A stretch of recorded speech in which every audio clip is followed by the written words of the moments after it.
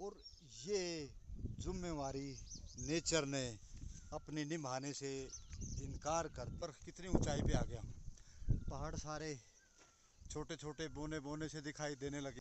जंगली कैक्टस, भाई इसकी भी कोई दवाई बनती होगी, इसकी भी कुछ दवाई बनती हो, लेकिन इसको इस पानी को पीने के लिए कुछ आइडिया, कुछ जुगाड़ लगाने पड़ेंगे, क्योंकि प्यासा तो मरा नहीं जा सकता। और जिम्मेवारियां याद आने पर बचपन याद आता है। जब सर पे जिम्मेवारियां पड़ती हैं तो बचपन की याद करने लगता है। ये इंसान की फितरत है। जब कठिनाइयाँ परेशानियाँ आती हैं तो बचपन याद आता है, पुरानी बातें याद आती हैं, माँ बाप का साया, माँ बाप का साथ याद आता है। लेकिन वो तो समय के साथ साथ बीत जाता है। लेकिन कुछ काम ऐसे होते हैं कि अपने आप समय के, अपने जिम्मेवारी, अपने काम समय करने पड़ते हैं। तो भाई अब की बार क्या हुआ है, लोगों ने अपनी जिम्मेवारियों से मुंह मोड़ लिया और पहाड़ के अंदर नेचर ने भी अपना मुंह मोड़ लिया। और आप कहेंगे नेचर ने कैसे मुंह मोड़ा? भाई नेचर ने इसलिए मुंह मोड़ दिया कि अब की बार पूरे कुमाऊं मंडल में, देवभूमि के पूरे कुमाऊं मंडल में दूर दूर तक कहीं बर्फबारी तो दूर की बात है, बारिशें भी नहीं हैं। और इस समय मैं दिखाऊं आपको यहाँ का नज़ारा। ये देखिए, पूरा पहाड़ सूखा पड़ा है, ये पूरा दूर दूर तक सूखा हुआ है।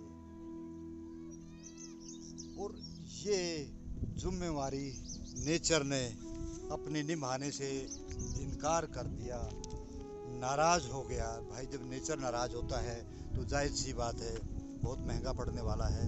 और अब की बार ये पहाड़ जो हर साल की तरह हरे भरे होते थे, अब की बार ये सूखे हैं। और जब सर पे पड़ती है तो नेचर याद आता है। तो इसी के मद्देनज़र आज यहाँ इस पहाड़ के टॉप पर मैं थोड़ा सा ऊपर करके दिखाता हूँ। ये देखिए,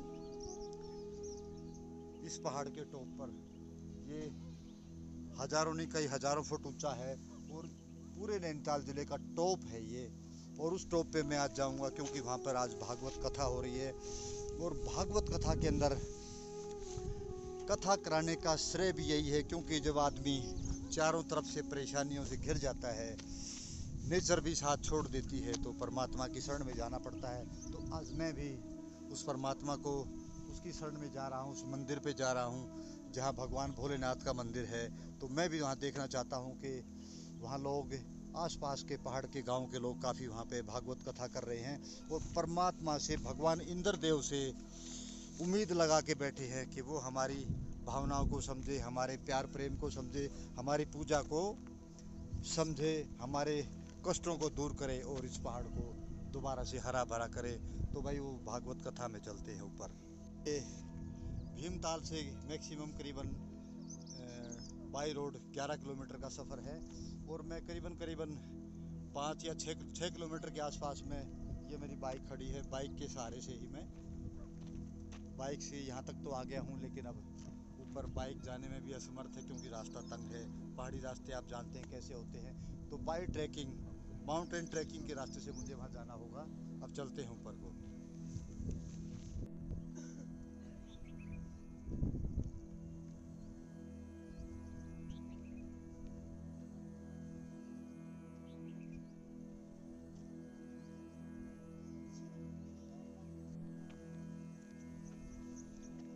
तो फ्रेंड्स, चलते चलते हो गया हमारे को करीबन, पैदल चलते हुए मैक्सिमम 1 घंटे का समय हो गया है।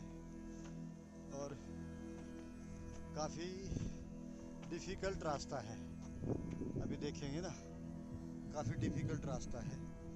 पैर संभाल संभाल के रखने पड़ते हैं यहाँ पे। और देखो मैं कितनी ऊपर, कितनी ऊंचाई पे आ गया हूँ। पहाड़ सारे छोटे छोटे बोने बोने से दिखाई देने लगे हैं। ये देखिए,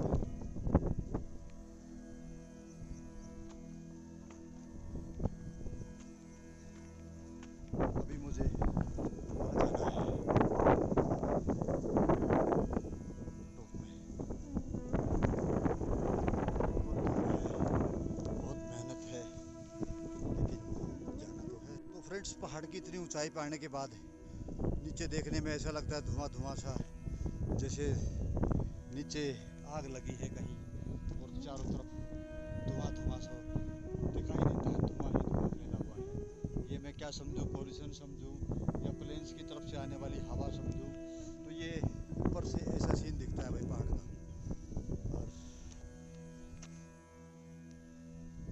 और मुझे जाना है वो टॉप में, वहाँ पे जाना है। अब कैसे जाया जाएगा देखता हूँ।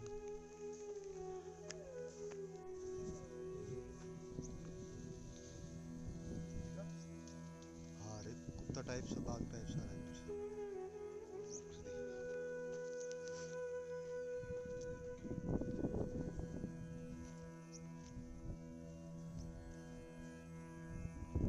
तो सही, है तो कोई बड़ा जानवर ही,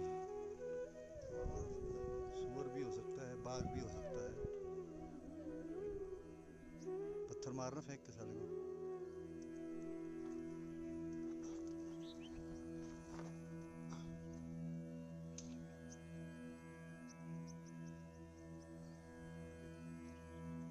छुप गया कहीं पे।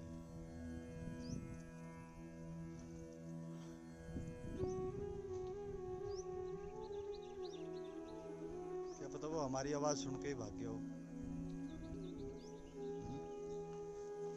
चलो, जंगल तो है, खैर जानवर है यहाँ पे।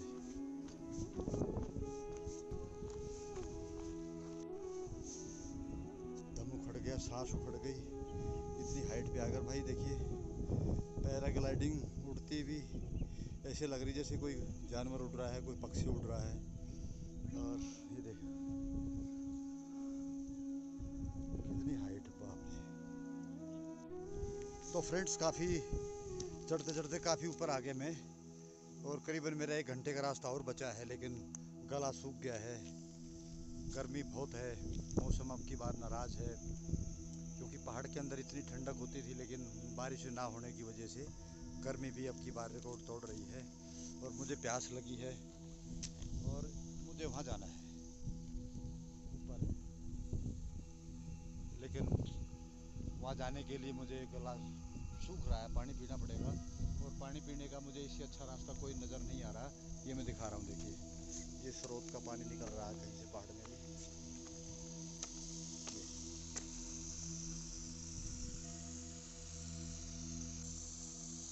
इस पानी को पीने के लिए कुछ आइडिया, कुछ जुगाड़ लगाने पड़ेंगे, क्योंकि प्यासा तो मरा नहीं जा सकता, और इसमें हाथ भी नहीं जाएगा, और हाथ जाएगा तो पानी कैसे पीऊँगा मैं। पानी की मात्रा, स्पीड कम है, और इसका देसी जुगाड़ ही करना पड़ेगा मुझे। कुछ पॉलीथीन पड़ी हुई है, इसको तो लेते हैं, पॉलीथीन से भर के पीते हैं यहाँ से। लेकिन नहीं बन रही बात कुछ और। ये बोतल पड़ी है, बोतल तोड़ के इसका वो जुगाड़ कर दी, ये देखो।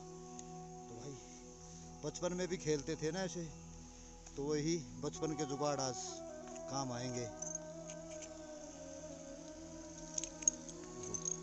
हाथ में ना लग जाए, कांच बहुत तेज है इसका। अब ये इसमें से पानी भरने की संभावना बन गई है।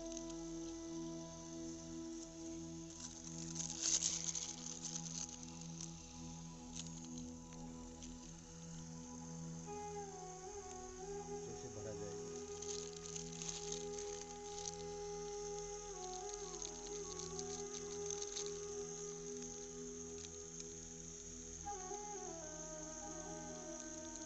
टूटी हुई बोतल अक्सर काम आ गई।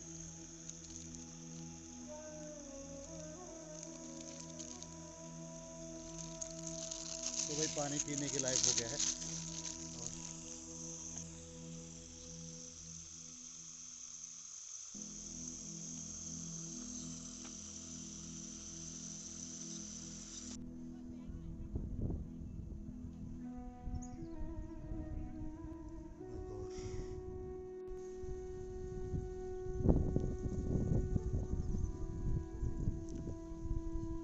कितनी दूर दूर से आदमी, औरतें, बच्चे इस पूजा में हिस्सा लेने के लिए आए। ये देखिए अब वापस जा रहे हैं शायद ये। और मैं चढ़ा भी नहीं हूँ, मैं पहुँचा भी नहीं हूँ, मैं यहाँ पेड़ के नीचे बैठा हुआ हूँ, क्योंकि पसीना आ गया। जब चला था मैं जैकेट पहन के चला था, ठंड लग रही थी, लेकिन चढ़ाई इतनी है, चढ़ते चढ़ते आ गया पसीना। और ये लोग देखिए, हिम्मत है इनकी, ये वापस भी आ चुके हैं।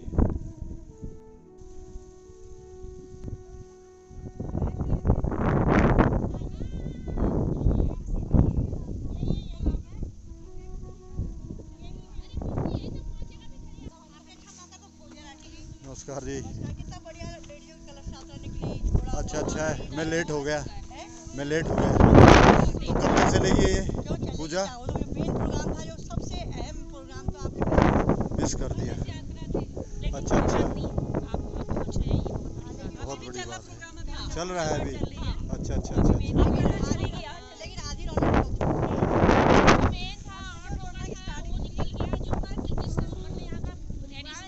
तो भाई जो लोग कई किलोमीटर की यात्रा करके ऊपर पहुंचे, वो कहते हैं कि आप लेट हो गए, लेकिन जाना तो है, जा रहा हूँ।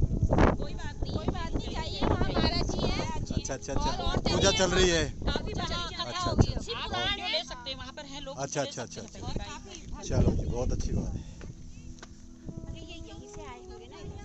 है जी, YouTube का है राठी प्राकृतिक प्रेमी।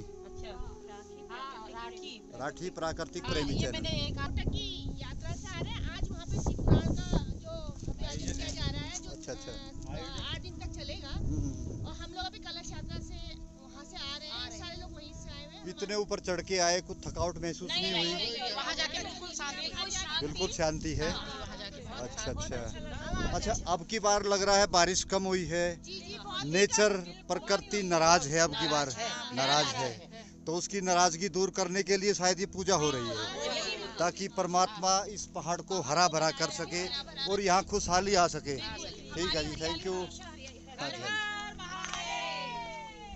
तो भाई हम चलते हैं थोड़ा ऊपर, क्योंकि मैं काफ़ी लेट हो गया हूँ। लोग कह रहे हैं आप लेट हो गए काफ़ी, लेकिन हाजिरी तो लगानी है दरबार में।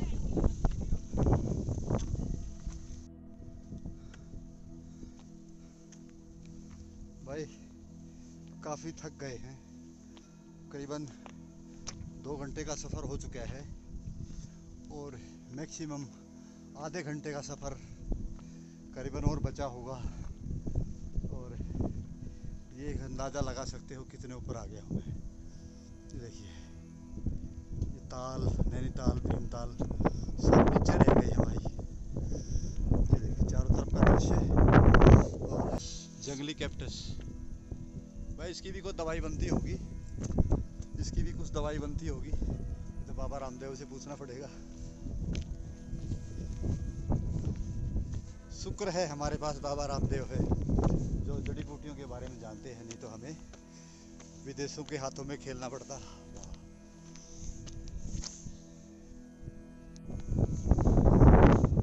तो भाई जंगल ही जंगल है चारों तरफ। रात में तो खैर आना असंभव है यहाँ पे, क्योंकि यहाँ बाघ, तेंदुए, जानवर काफ़ी हैं यहाँ पे। अब दिन है तो चल रहे हैं, लेकिन चढ़ाई हम माता वैष्णो देवी में भी गए, उससे भी डेंजर चढ़ाई है भाई। ये चढ़ाई और छोटा कैलाश की चढ़ाई, हमने वहाँ की भी वीडियो डाली थी। तो भाई है तो डेंजर, लेकिन हौसले बुलंद हैं। हमें जाना है ऊपर, जहाँ हो रही है भागवत कथा। तो फ्रेंड्स काफ़ी ऊंचे आ गए। ऊंचाई पे आने के बाद आप देखेंगे वो कैमरा पता नहीं पहुंच रहा है, वहाँ तक नहीं पहुंच रहा है। वो मंदिर है जहाँ पर जो इस समय अकाल पड़ा हुआ है, और इसको रोकने के लिए भगवान इंद्रदेव को खुश करने के लिए, और भागवत जब होती है ना, तो जाहिर सी बात है उसमें सारे देवी देवता खुश हो जाते हैं, और पूरे एरिया, पूरे देवभूमि के लिए ये एक शुभ संकेत है। और ये पूजा की वजह से शायद भगवान अपने गुस्से को शांत कर सके और यहाँ पे बारिश करे और इस हरियाली को बरकरार रखे। तो भाई ये कोशिश हो रही है यहाँ पे। जैकेट पहन के चला था, ठंड थी, लेकिन हवा बहुत तेज है यहाँ पे, और हवा की आवाज़ से आपको अंदाज़ा लग रहा होगा कितनी तेज़ हवा है। और मैं बिल्कुल इस समय मंदिर के नज़दीक, कुछ ही मिनटों में मंदिर के अंदर, देखते हैं वहाँ की तैयारी कैसी है।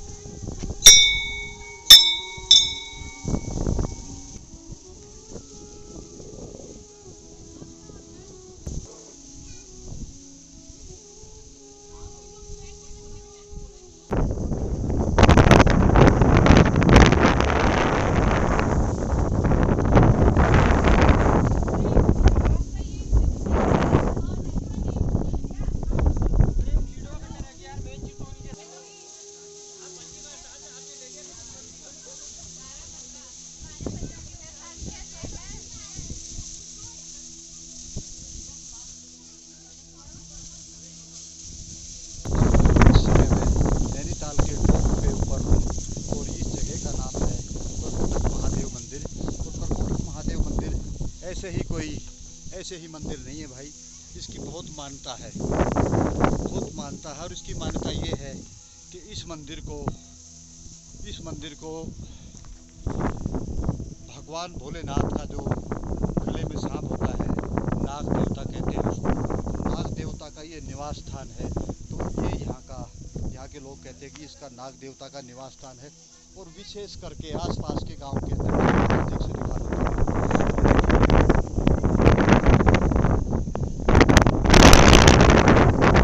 कभी भी किसी को सांप ने नहीं डसा जब तक उसको छेड़ा ना जाए।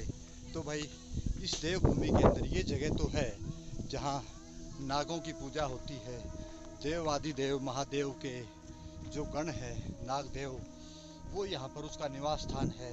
और उस निवास स्थान पे मैं आया हूँ और कई घंटे की यात्रा करने के बाद मैं यहाँ पे पहुँचा हूँ। और आज यहाँ पर मैं थोड़ा सा लेट हो गया।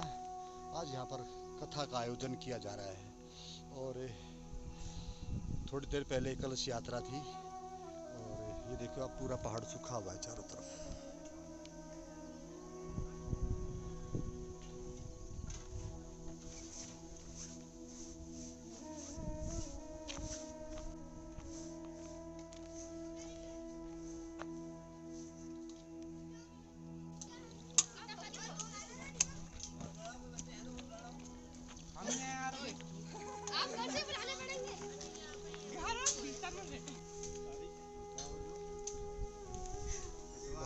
काफ़ी ऊंचाई पे चढ़ने के बाद मुझे पानी भी मिल गया और चाय भी मिल गई। कई घंटे की यात्रा करने के बाद मैं इसमें मंदिर में पहुंच गया हूं। और जहां पर कुछ समय बाद भागवत कथा का शुभारंभ हो रहा है यहाँ पे।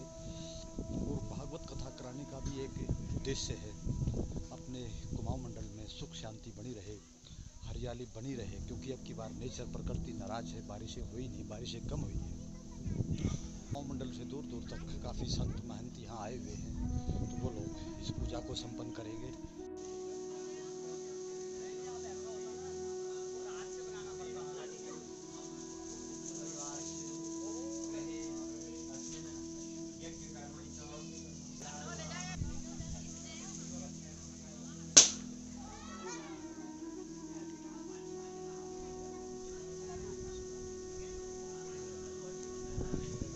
महाराज जी नमस्कार।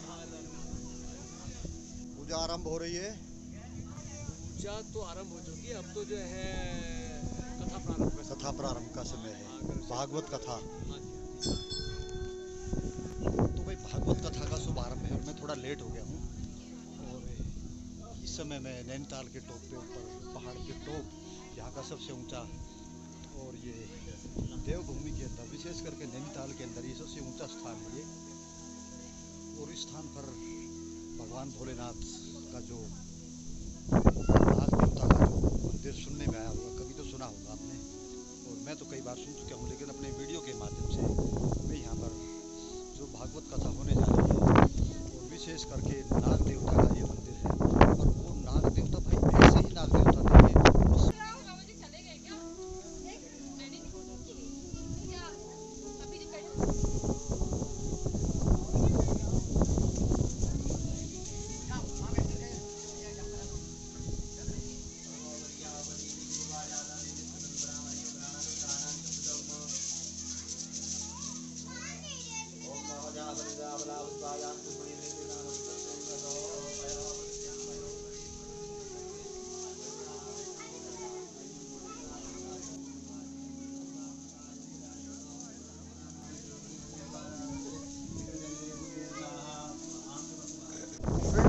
मैं नैनीताल के टॉप पर हूँ। और टॉप पर नैनीताल का टॉप, ये भी नैनीताल का हिस्सा आता है। और इस समय में जो सबसे ऊंचाई का हिस्सा है और पूजा पाठ का एक सबसे पवित्र स्थान, ये करकोटक नाग देवता का ये स्थान कहा जाता है। इस वर्ष में हो रही पूजा तो हर घर के अंदर होती है, लेकिन आज इतनी ऊंचाई पर इतने कठिन रास्तों से होते हुए इस पहाड़ पर ये पूजा हो रही है। तो कठिनाइयों का दौर पहाड़ में जारी है। कठिनाइयों से कब मुक्ति मिले, तो इस विषय में यहाँ के महंत, यहाँ के पुजारी से मैं बात करूँगा और मैं अपने वीडियो के माध्यम से लोगों तक पहुँचाऊँगा कि ये पहाड़ का जीवन जो कितना कठिन जीवन है, और विशेष करके अब की बार कुमाऊं मंडल में बारिशें नहीं हुई, नेचर नाराज है, प्रकृति नाराज है, बर्फबारी स्नोफॉल तो दूर की बात है, अब की बार बारिशों ने भी बूंद बूंद के लिए मोहताज कर दिया और यहाँ के स्रोत भी सूखने के कगार पर हैं। चलते हैं मंच के पास। पंडित जी नमस्कार। नमस्कार जी। सर, तो ये जो पूजा हो रही है यहाँ पे पहाड़ के अंदर इस टॉप के ऊपर, तो मैं थोड़ा सा पूछना चाहूँगा, ये क्या इस एरिया में कोई त्रासदी हुई है, कोई प्रॉब्लम आई है, या किसी सुख समृद्धि के लिए ही पूजा करी जा रही है? देखिए, हम लोग साधु हैं। अच्छा अच्छा। हमारी व्यक्तिगत कोई मांग नहीं होती किसी भी आयोजन के लिए। जी जी जी। ये मेरे श्री गुरु पवननाथ जी का जी। आयोजन है। कोई भी आयोजन जो किया जाता है वो सर्वे भवन्तु सुखिनः सर्वे सन्तु निरामया की ही भावना को लेकर किया जाता है। चाहे वो ग्रस्त करते हो, चाहे वो कोई साधु करते हो, या अन्य कोई व्यक्ति इस प्रकार का कार्य करता है, लेकिन उसमें छोटी छोटी सी ग्रस्तों की मांग होती है, पर हम साधुओं की अपनी कोई मांग नहीं होती। जन कल्याण के लिए इनका जीवन न्यौछावर होता है, और पूरे हिंदू धर्म के लिए ये अपनी जान सनातन धर्म के लिए अपना सर्वस्व निश्चावर करने वाले ये महंत है। और इस समय में करकोटक नाग देवता का, और कुछ लोगों का तो ये भी कहना, करकोटक नाग देवता का जो भगवान शंकर के गले में जो सांप है उसका निवास स्थान भी कहा जाता है। बाकी सबकी अपनी अपनी परंपरा, अपने विचार, लेकिन महंत जी ने मुझे बताया कि इनका कांचोला देवी मंदिर है नीचे भीमताल पे, उनका निवास स्थान वहाँ है, और इसका मुंह ऊपर की तरफ है। कांचोला देवी इनकी माता जी हैं। अच्छा अच्छा, माता जी माँ है इनकी। अच्छा, और अच्छा। उनका स्थान भीमताल में अच्छा, मेन रोड में दाहिने हाथ पर पड़ता है, झील के अंदर। अच्छा अच्छा अच्छा। उनको कैंचला देवी कहा गया। ये नागलोक की कन्या है कैंचला। उनका ये पुत्र है करकोटक। जी जी। इसका महाभारत में वर्णन है। एक समय ऐसा आया जिस समय करकोटक बड़ा होने लगा, तो इसके उपद्रव से रहने वाले लोग त्राहिमाम कर बैठे, लोग डरने लगे, क्योंकि इसका आकार प्रकार बहुत बड़ा था, इसके फुंकार भी जी जी। आंधी लाने वाली थी। तो इनकी माता से ये कहा गया कि भाई अपने बेटे से कहो कि कहीं भी अपने स्थान ग्रहण करें। उस स्थिति में जब माँ ने इनसे कहा कि भाई तू चला जा यहाँ से और कहीं जा करके रहे, जी। तो करकोटक नाग जब अपने भिटार में से बाहर आते हैं, तो ऐसा प्राचीन लोगों का कहना है कि उनका साइज, उनका आकार इतना बड़ा था कि भीमताल की झील में जब उनकी पूंछ निकल पाई थी, तब तक उनका सिर करकोटक में आ चुका था। तो इतना रौद्र रूप था यहाँ के नाग देवता का, और ये महंत जी ने बताया। और पूछने को तो बहुत सारी बातें हैं, काफ़ी जानकारी है इस एरिया के बारे में महंत जी, क्योंकि इन्होंने अपना पूरा जीवन इस पवित्र भूमि देवभूमि के लिए अपना पूरा जीवन यहाँ सेवा में लगा दिया। तो इन्होंने इस यहाँ का इतिहास इनसे अच्छा और कौन जान सकता है। तो फ्रेंड्स, नेक्स्ट वीडियो में फिर मिलते हैं, फिर किसी नए लोकेशन पर। नमस्कार।